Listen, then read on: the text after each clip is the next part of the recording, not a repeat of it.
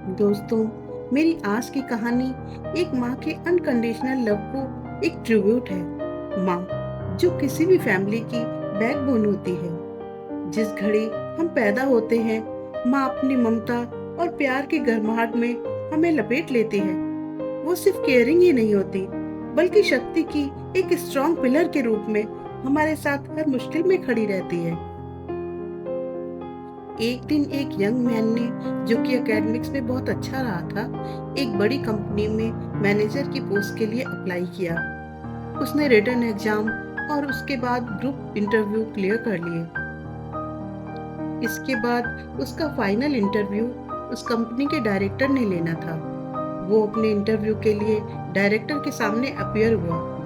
Director ने जब उसके सीवी को ध्यान से देखा, तो उसने पाया कि उस यंग पर्सन ने through out his study life बहुत अच्छा परफॉर्म किया है। डायरेक्टर ने उससे क्वेश्चन पूछने शुरू किए। उसने पूछा, क्या तुम्हें अपने स्कूल या कॉलेज लाइफ में कभी स्कॉलरशिप मिली है? उसने जवाब दिया, नहीं। डायरेक्टर पूछता है, क्या तुम्हारे पापा तुम्हारी फीस पे करते हैं? तो उस यंग मैन ने जवाब दिया, मेरे पापा तो तभी गुजर गए थे जब वो 3 साल का था। उसकी माँ ही उसकी फीस पे करती है। डायरेक्टर पूछता है कि तुम्हारी माँ कहाँ जॉब करती है? यंग मैन जवाब देता है कि सर, मेरी माँ लोगों के कपड़े धोने का काम करती है। डायरेक्टर ने उसे अपने हाथ दिखाने के लिए कहा। उसने अपने हाथ दिखाए, जो बहुत स्मूथ और सॉफ्ट थे। उसने फिर से क्वेश्चन किया, क्या तुमने कभी अपनी माँ की कपड़े धोने में मदद की है?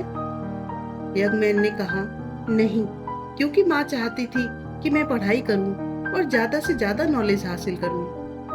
और इसके अलावा एक रीजन और भी था कि वो मेरे से ज्यादा तेजी से कपड़े धो लेती थी। अब डायरेक्टर ने उस यंग मैन को बोला कि आज जब तुम घर वापस जाओगे, तो पहले अपनी माँ के पास जाना और उसके हाथ साफ करना। इसके बाद तुम जॉब ज्वाइन करने के लिए वापस आ सकते हो। जॉब मिलने की उम्मीद देखकर वो यंग मैन बहुत खुश हुआ। जब वो घर वापस आया, तो उसने अपनी माँ को अपने हाथ साफ करने देने की रिक्वेस्ट की।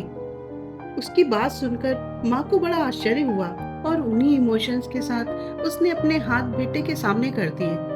उसने धीरे धीरे अपनी माँ के हाथ साफ करने शुरू किए, और जैसे जैसे वो अपनी माँ के हाथ साफ करता रहा, उसकी आंखों से लगातार आंसू गिरने शुरू हो गए। पहली बार उसने नोटिस किया कि उसकी माँ के हाथों में बहुत झुर्रियां पड़ गई हैं और बहुत सारे कट लगे हुए हैं।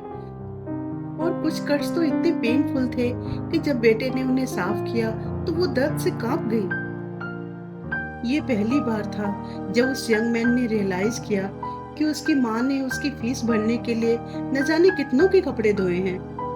उसके हाथों के कट उसकी ग्रेजुएशन पूरा होने की कीमत थी, जो माँ ने पे की थी।